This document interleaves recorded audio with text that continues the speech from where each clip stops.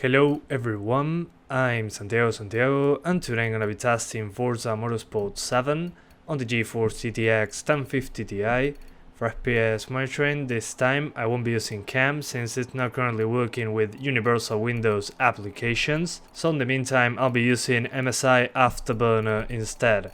And if you enjoy the content and want to support the channel directly, you can find my Patreon and affiliate links down in the description. So Forza Motorsport 7, I'll be doing 1080p, 1440p and 4K.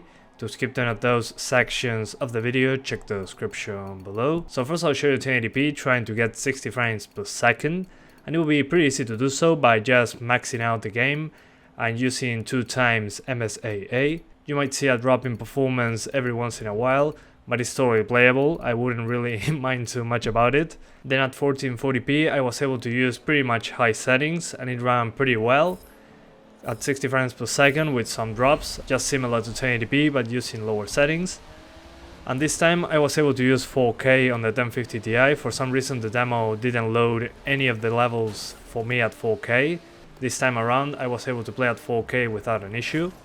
So in order to get 60 or close to that target, I lowered the settings to the minimum, except in dynamic render quality, which I kept on medium since the game has way less reflections with that setting below medium. So as you can see, my objective here was to get 60 frames per second, just like the consoles do on this game. So I tested both sunny and rainy weather, so you can see both instances, how they run, with the maximum amount of opponents as I could. I had some weird issues with this game. The demo ran fine on my end, at the very least, but some people wasn't getting anywhere close to the performance that I did on my videos. Then I started watching some other videos with the same hardware. Some of them ran like mine, others had terrible performance issues as well.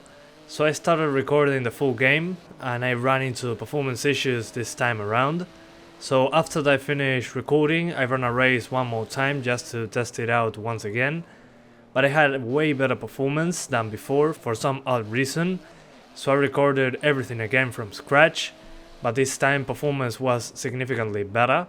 I'm not sure what's going on. Maybe it's a shader cache thing, since that usually helps out in games, but not to this big extent. It's not usually such a huge difference. So if you have a similar PC to mine and get much worse performance than this, try cleaning your drivers, make sure that nothing in the background is hindering performance, like Windows 10's telemetry or I don't know, maybe your antivirus, or just try playing for an hour or two like I did, since after that time just playing with the settings and running some races fixed my performance just out of nowhere. Also remember to restart the game when you change some of the settings, since they won't apply if you don't. The game will warn you about this anyway. So this time in the options menu we can select to use an unlock frame rate, which is good to see. We still don't have any post anti-aliasing option.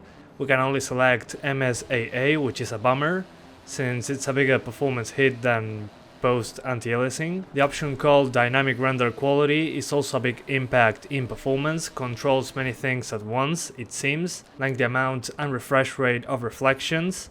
Keeping that below medium will get rid of many of the car's reflections, so keep this option in mind to tweak the game. So far the reflection, mirror, anti-aliasing, car quality, procedural and shadow options seem to have the bigger impact in performance. So I would try to lower most things in groups to notice a performance improvement if lowering only those isn't enough. Anyway guys, that's pretty much it. I hope you keep enjoying the video, thanks for watching and see you next time.